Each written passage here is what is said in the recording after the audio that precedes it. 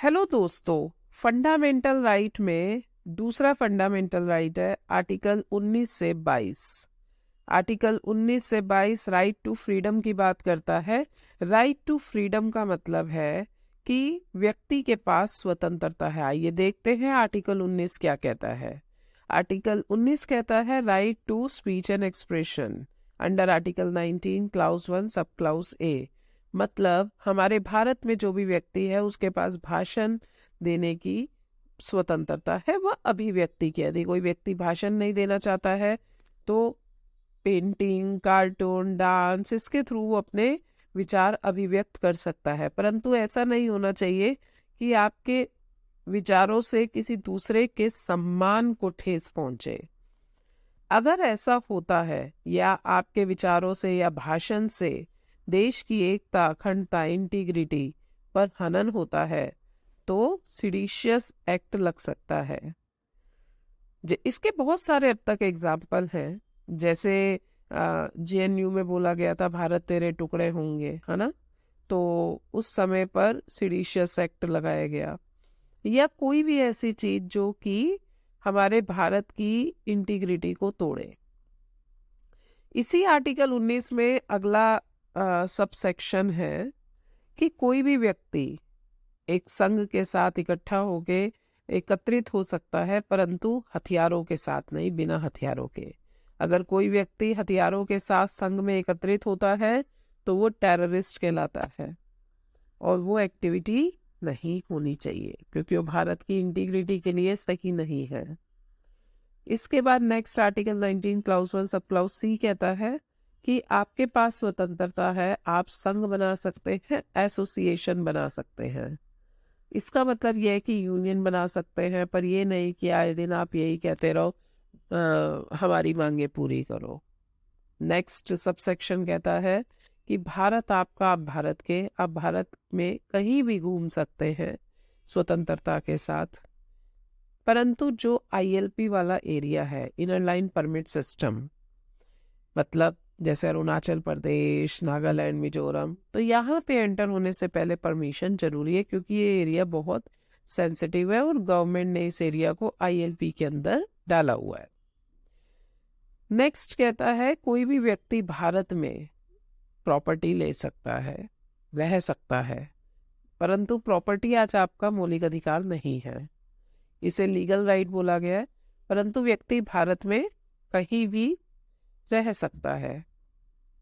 ऐसा नहीं है, अब तो आर्टिकल 370 भी हट चुका है, तो आप कश्मीर में भी अपना प्रॉपर्टी ले सकते हैं।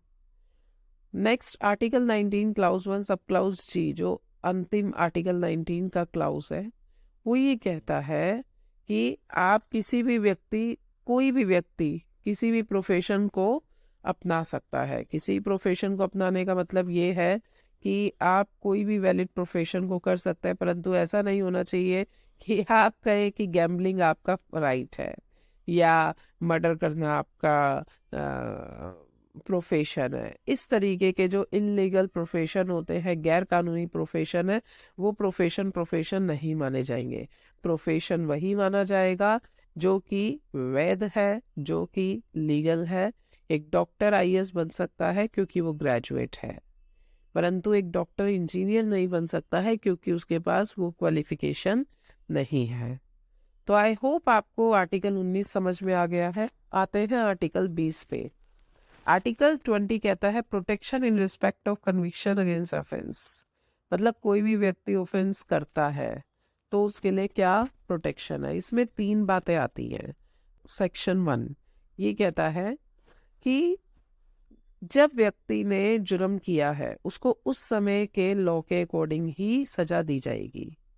ऐसा नहीं होगा कि उस व्यक्ति को किसी भी समय आप जब उसकी हियरिंग हो रही है उस समय के कानून के हिसाब से सजा दो, ऐसा नहीं होगा। व्यक्ति ने जब जुर्म किया है उस समय के कानून के अनुसार सजा दी जाएगी। जैसे निर्भया का केस 2013 में हुआ तो 2013 के कानून के हिसाब से दंडित किया जाएगा। अब हियरिंग 2019 में हुई है तो ऐसा नहीं है 2019 का कानून चलेगा। तो व्यक्ति जब जुर्म करता है उस समय का कानून के हिसाब से सजा दी जाती है।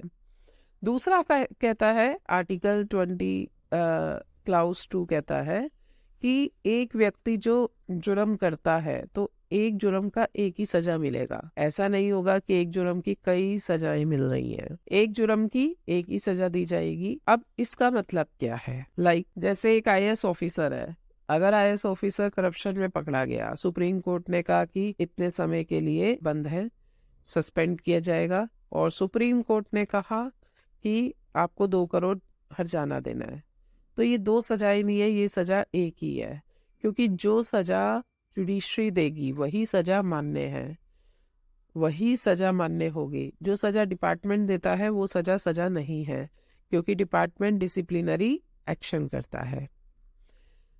नेक्स्ट तीसरा कहता है कि किसी भी व्यक्ति को ये कोई भी पुलिस अधिकारी कंपेल नहीं करेगा कि आप अपने विरुद्ध एविडेंस को प्रोड्यूस करो। मतलब nobody is compelled to produce evidence against herself or himself। जैसे मान लीजिए पुलिस को लगता है कि हाँ ये व्यक्ति ने जुर्म किया है, तो पुलिस वाला ये नहीं कह सकता है कि आप खुद प्रूफ ला के दो कि ये मर्डर आपने किया है या ये चोरी आपने की है। पुलिस वाला ज़्यादा से ज़्यादा क्या कर सकता है? वही थंब इम्प्रेशन ले सकता है, ब्लड सैंपल ले सकता है, DNA सैंपल ले सकता है, पूछताछ कर सकता है, पर ये नहीं कंपेल करा सकता है कि ये प्रूफ ला के दो ये जुर्म आपने ही किया है। तो ये है आर्टिकल 20।